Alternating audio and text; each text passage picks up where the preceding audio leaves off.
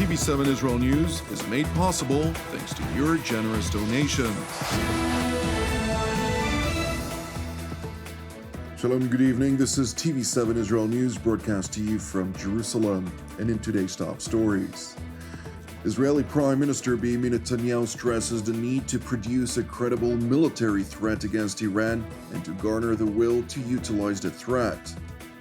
Israeli Defense Minister Yoav Gallant warns Lebanon's Iranian-proxy Hezbollah not to make a mistake of dragging Israel into war. Greek Defense Minister Nikos Dendias stresses his country's interest in further deepening the strategic alliance between Athens and Jerusalem. Extensive counter-terror operations throughout the West Bank districts of Judea Samaria and the Jordan Valley persist in full force. IDF, ISA, and Border Police Special Operations units operated in roughly a dozen towns and villages overnight, during the course of which a total of 21 suspected terror operatives were apprehended and another 20 Palestinians underwent questioning. Moreover, relatively large amounts of improvised explosive devices, guns, and other weaponry were uncovered and confiscated. According to the IDF spokesperson's unit, during the course of operational activity in the Al-Azza camp on the northern outskirts of Bethlehem City, a riot erupted by local youth, to which the Israeli forces responded with non-lethal crowd dispersal means. No injuries were reported to either side. Meanwhile, Israeli Prime Minister Benjamin Netanyahu hosted a congressional delegation from the Democratic Party, including House of Representative Minority Leader Hakeem Jeffries in Jerusalem, during the course of which the Israeli leader initially highlighted the importance for both Israel and the United States to collaborate on a globally monumental change affected by artificial intelligence. There's a monumental change that's going on in the world. We're all part of it. In many ways, both our countries are leading it. When I say both, because I think that the fundamental change is the geometric pace of technological change, which is bound to have fundamental effects on our society, on our economies, on our foreign relations, on our security. And I think we have to be partners in leading this change so that the free societies are the leaders and decide the direction of that change rather than being the object of that change that we don't control and that could control us. This is a period of pace that is so rapid that unless we seize it and unless we cooperate with it, we'll be overtaken by it. And that's something we don't want. Netanyahu went on to stress that unless free societies proactively seize opportunities presented by artificial intelligence, or AI, emerging technologies may constitute a curse rather than a benefit. I think there are blessings that are unimaginable for health, for productivity, for cultural enrichment, but there are also challenges, enormous challenges for personal freedom, for our security, for our way of life, and I think we're being challenged. And I think the future belongs to those who innovate, but the future also belongs to the free societies who cooperate with each other to assure that our people, our citizens, get the benefits of AI and not its curses, and that we have plenty of both. The Israeli premier went on to discuss the threat which the Islamic Republic of Iran represents to the world and the need to produce a credible military threat to Iran and to use that threat if the Islamic Republic defiantly pursues nuclear weapon capabilities. Netanyahu stressed, quote, "We don't want a world in which Iran can threaten New York or Washington or Los Angeles or anything in between with nuclear weapons. Certainly, we're not going to have one in which they could annihilate Israel, which they call a one-bomb country. It's an abhorrent statement, but it tells you where they are." The Israeli Prime Minister went on to stress that Israel will do everything in its power, with or without a diplomatic agreement, to defend itself. Turning to Israel's northern border with Lebanon, where Israeli Defense Minister Yoav Gallant held an extensive security assessment with the IDF's Northern Command amid the highest recorded tensions with the Iranian-proxy Hezbollah since the days that preceded the Second Lebanon War. הגעתי הבוקר לגבול הצפון I arrived this morning to our northern border, to the Sion Hardaf sector, for the purpose of following closely the latest developments. I met with IDF commanders and troops. We have excellent commanders and determined troops.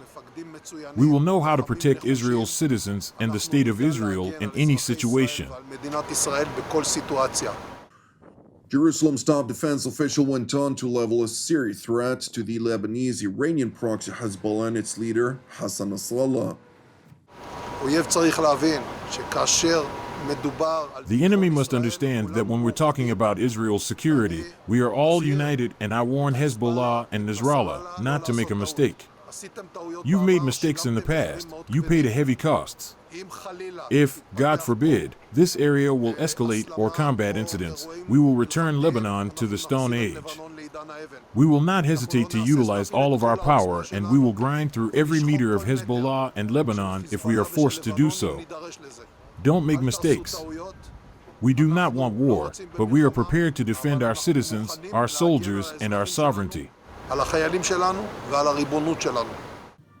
A day prior to his northern tour in Israel's central city of Tel Aviv, Israeli Defense Minister Gallant hosted his Greek counterpart Nikos Dendias for an official visit aimed at bolstering the strategic alliance between Athens and Jerusalem. It is my honor to welcome you on your first visit to Israel since entering office as Minister of Defense of the Hellenic Republic. Your visit reflects the long-standing and powerful ties between Israel and Greece. Our cooperation comes from a place of true friendship and a shared commitment to our ties while defending our common interests. Just as I emphasized 3 months ago during my visit to Athens, today we convey a clear message to our partners and enemies alike. Israel and Greece stand together and join hands in ensuring security and stability for our region.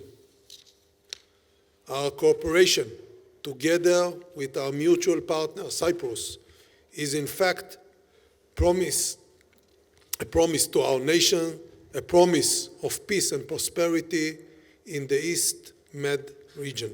We have forged a strategic relationship based on very strong ties of friendship, of common vision, of the aim to create a stable, secure, prosperous environment in our wider region. And we had today the opportunity to reaffirm our common goal and our desire to expand and deepen our strategic defense partnership. During their discussions behind closed doors, the two defense ministers talked about ways to further bolster strategic cooperation between the two countries and the deepening of cooperation in matters related to defense, industry, R&D, military, intelligence, and strategic dialogue. Moreover, Gallant and Dendias also discussed regional and global security challenges that are troubling both countries. During our strategic dialogue today, I emphasized the Iranian threat. Iran is the biggest exporter of global terrorism and supports terror proxies across the region. It poses the greatest challenges to security and stability in the Middle East, in Europe, and beyond. Within this context, both challenges and opportunities appears. We must continue to build our capabilities and strengthen our defense cooperation while reaching out to additional partners in the region.